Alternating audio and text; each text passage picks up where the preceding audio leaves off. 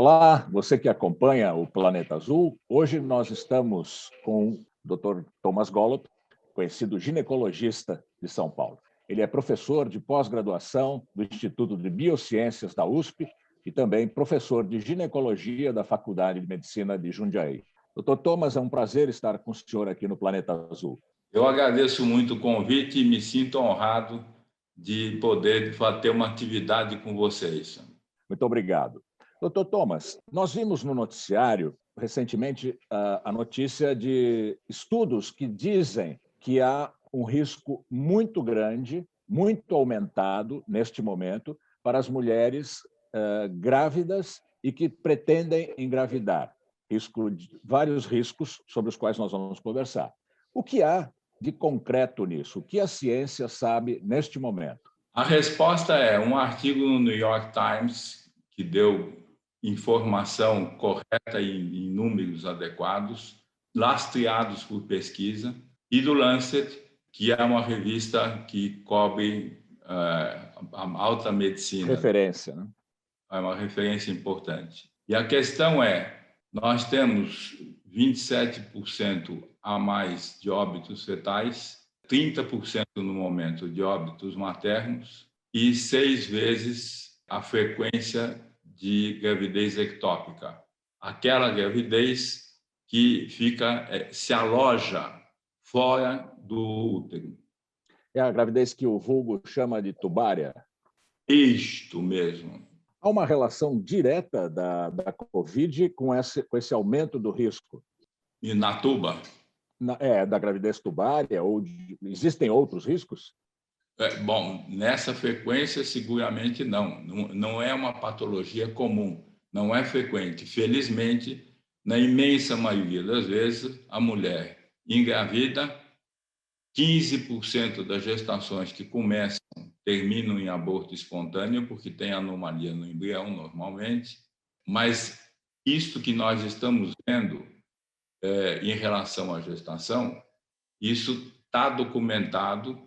Entretanto, é algo que está completamente fora da rotina. Então, há uma relação, supõe-se que haja uma relação com a Covid. Por que a Covid provoca esse aumento das gravidezes tubárias? Me ensinaram uma vez que é importante a gente usar 2 palavrinhas mágicas.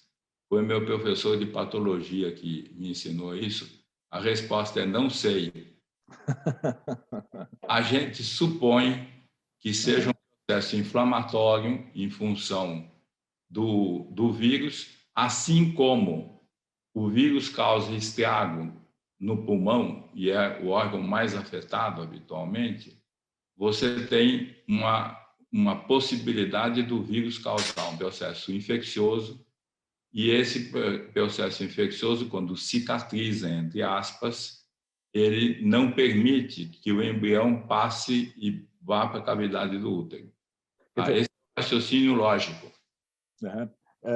Traduzindo isso da linguagem médica para a linguagem mais comum do dia a dia, seria um certo essa inflamação provoca um certo espessamento do canal interno da trompa, impedindo que o embrião passe para o seu lugar natural de gestação, que é o útero. É isso? É isso. Exatamente isso. No caso de embriões que já estão no útero, existe algum mal provocado pela Covid? Não. E também não dá marcha ré, não volta. Se está alocado dentro do útero, vai se desenvolver dentro do útero. Aí, que consequências a gente pode ter em função de uma gravidez que está evoluindo e cuja portadora, onde a mãe é a grávida e, de repente, ela se infecta.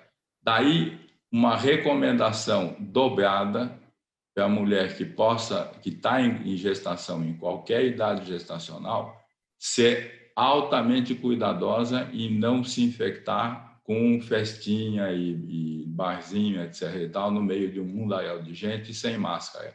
Agora, então, a Covid apresenta maior risco para as mulheres que estão na fase inicial da gestação. Não. pode sofrer, daí que pode ter perda gestacional tardia.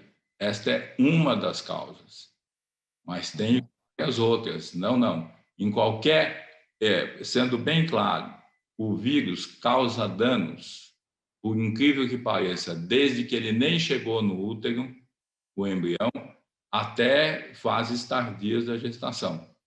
Nas fases tardias, quais são os males?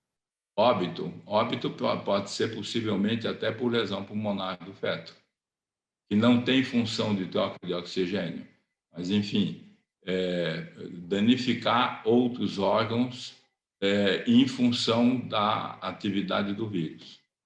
Ou seja, o corpo da mãe fica debilitado para a gestação. Não necessariamente o corpo dela fique debilitado, mas de qualquer... Melhor colocando, o quadro clínico mais grave ou menos grave não tem uma relação direta com o fato do embrião se implantar adequadamente ou não. São eventos independentes um do outro. E esses estudos que nós citamos no começo da entrevista mostram que alguns casos foram multiplicados por 6. É um aumento brutal do risco, né? Sim. Algo que passa, que não me vem à cabeça agora exatamente, mas de 1 para 200, tá? Passar para 6 para 200. Então, um aumento de 6 vezes, 700%. Sim. Agora, como falar para as mulheres desse mal? O médico pode aconselhar alguém a não engravidar? Está aí exatamente uma questão de foro ético. Aconselhar não. E eu sempre digo que o termo aconselhamento genético é inadequado, porque a tradução de genetic counseling, mas counseling não é aconselhamento. Não é uma coisa que você vai chegar para a pessoa e dizer não faça isso. Não. O que se faz é riscos e benefícios. Por exemplo, nas mulheres em torno do final dos 30 anos, começo dos 40 anos, é muito mais complexo você dizer, olha, tem risco. Elas têm risco também, sem dúvida nenhuma. Mas o período fértil dela está encurtado, necessariamente. Então, para uma mulher, por suposto, de 41 anos de idade, que por razões diversas resolveu engravidar nessa fase, e isto não é incomum hoje, porque as mulheres trabalham, estudam, cuidam de filho, enfim, a vida delas não é fácil. Então, muitas vezes, se dizer para a paciente não engravide, não. Ela precisa entender que o risco aumentado existe e que não é algo que adiar 6 semanas, 6 meses, vamos lá, colocando um número qualquer. Tá? Mas a ideia central existe uma correlação entre Covid, morte fetal e morte materna. Se quiser evitar o risco como um todo, é melhor repensar a questão de engravidar jovem. Tá? Na mulher com mais 35 anos ou mais, há uma questão de tempo adequado para engravidar. E aí é mais uma razão para não se aconselhar nada e nem se omitirem nada. Não é isso que eu quero colocar. A gente coloca os riscos como eles estão hoje, coloca, inclusive, a dificuldade de obtenção de vacina para grávidas. Parece que, nesses próximos dias, vão colocar o estudo, a medicação da vacina para as mulheres que estão em começo de gestação. Tudo indica que vai ser além de 12 semanas, para não ter nenhum problema em relação ao risco da própria vacina. Não existe nenhuma prova de que a vacina cause dano, seja nos primeiros 3 meses, no meio da gestação e nos últimos 3 meses. Então, a gravidez não é um impedimento e será tanto melhor quando a gente tiver acesso à vacina nessas mulheres, que, ao que tudo indica, está para acontecer. Que seria a imunidade do rebanho, né? O termo correto para Sim, isso. Quando todos estiverem imunes, a vida volta ao normal, entre aspas, duplicada. sim, sim. É isso. Existem também estudos ou casos, acho que não há estudos, mas há casos de mulheres que produziram leite com anticorpos, mulheres que deram à luz recentemente, puérpuras, deram à luz recentemente e produziram leite, por já terem sido infectadas, produziram leite com anticorpos. O senhor, como é que o senhor interpreta esse fato? Que o vírus passa pelo cordão umbilical, a gente sabe, e, ao que tudo indica, ele invade vários departamentos. Aí existe uma questão que é o seguinte: nós não sabemos ainda, em detalhe, como vão ser as evoluções dessas gestações nos futuros bebês. Não há Mas histórico, né? mais uma vez eu tomo cuidado. Dr. Thomas disse que vai ter, não disse nada porque a gente não tem estudo ainda, mas tem a forte evidência de que não há nenhum problema na mulher grávida de ser vacinada em nenhum dos trimestres. Tudo indica, entretanto, que alguns serviços em alguns municípios há uma tendência a vacinar só a partir de 12 semanas. Nada criticável, porque nós não temos como bater martelo. Não, faz com 8 semanas. Onde está escrito isso? Em lugar nenhum. Então, vamos nos dar por satisfeitos se a gente conseguir aplicar a vacina entre 12 semanas e o fim da gestação. Como é que a mulher se sente ao ser confrontada com esses dados científicos agora? Nós, homens, a gente não tem uma noção muito clara do que é carregar um bebê dentro da barriga.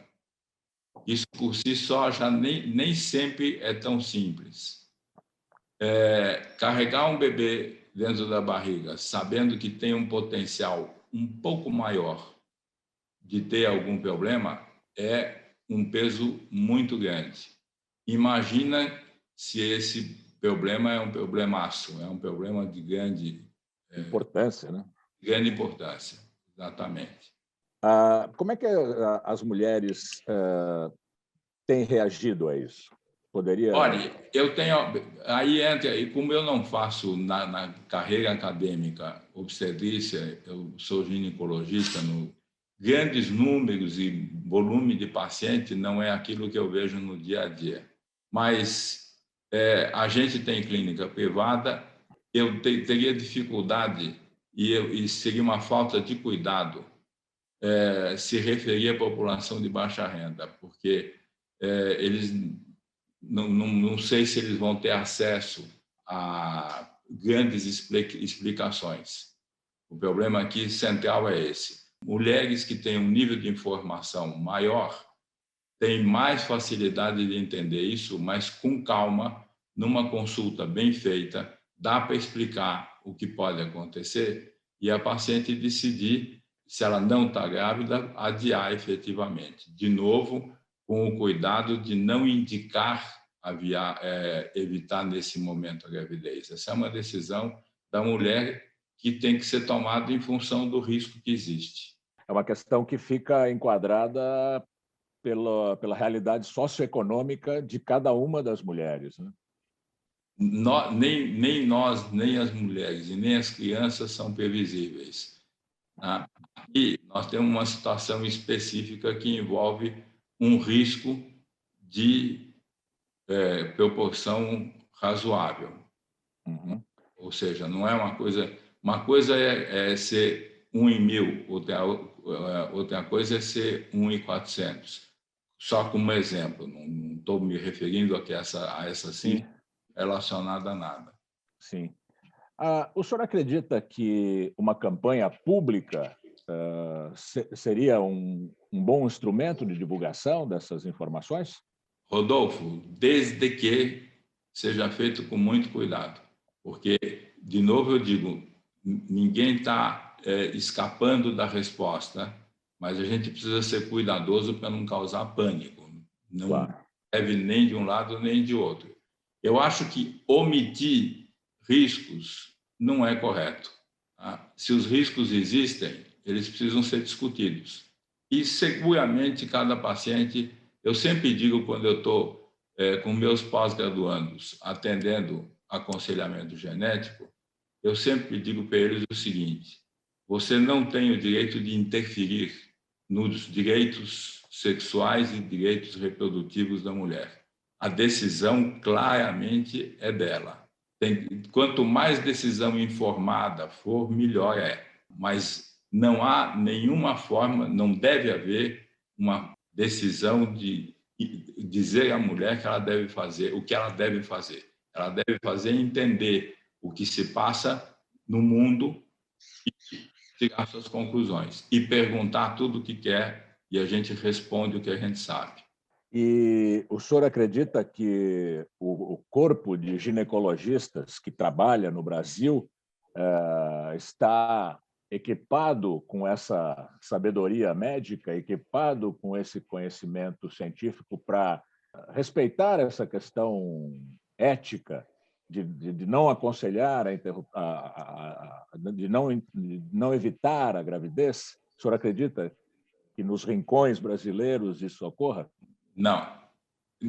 Eu acho que não tem boa parte da população, especialmente de baixa renda, não tem, muito provavelmente, de novo, Rodolfo, nós não temos dados na mão, mas, de qualquer maneira, eu não creio que no pré-natal feito no serviço público, bem feito, num SUS que funciona, ele funciona e é muito importante, mas eu não creio que haja, neste momento, até formação dos médicos para discutir esse tema. É um tema que ainda não chegou no ambiente médico. E, em alguns lugares onde ele está sendo tratado com um médico disse que vai acontecer isso e não vai acontecer nada. Não é por aí. Quer dizer, então, além de uma campanha dirigida às mulheres, é preciso, talvez, uma campanha dirigida também à pulverização desse conhecimento entre os médicos. Sim, sem margem de dúvida. Eu acho que o ponto de partida é discutir claramente que existem riscos, qual é o montante dos riscos, e mais, não adianta passar 25 informações, dizendo, olha, toda mulher que vai ter, se ela decidir ter bebê, o risco que corre em função do bebê e da mãe é grande. O que pode acontecer? Você explica o que pode acontecer e ela vai decidir o que vai fazer. Mas, se essa cadeia está funcionando atualmente, eu diria que, por aquilo que a gente está vendo, puxando um exemplo muito simples da roda de amigos no barzinho de esquina, que não está usando máscara, não está achando nenhum desses caminhos um caminho que deva assumir. Então, eu acho que é um trabalho muito importante, vai ter que ser feito, mas treinar os médicos nessa direção não é uma coisa, na minha modesta opinião, que vai ser algo do dia para a noite. Não é nada simples, não? Não é simples, tá? Mas explicar em largas populações é uma coisa que é importante, sem dúvida. E esse é o nosso papel aqui no Planeta Azul, além de outros sites de notícias, jornais, enfim, dos meios de comunicação. Muito bem, eu agradeço muito a entrevista com o Dr. Thomas Gollob, ele que é professor de pós-graduação do Instituto de Biociências da USP, professor de ginecologia da Faculdade de Medicina de Jundiaí. Dr. Thomas, muito obrigado por estar com a gente aqui no Planeta Azul. Obrigado pelo convite e pela convivência. Muito obrigado. Obrigado ao senhor.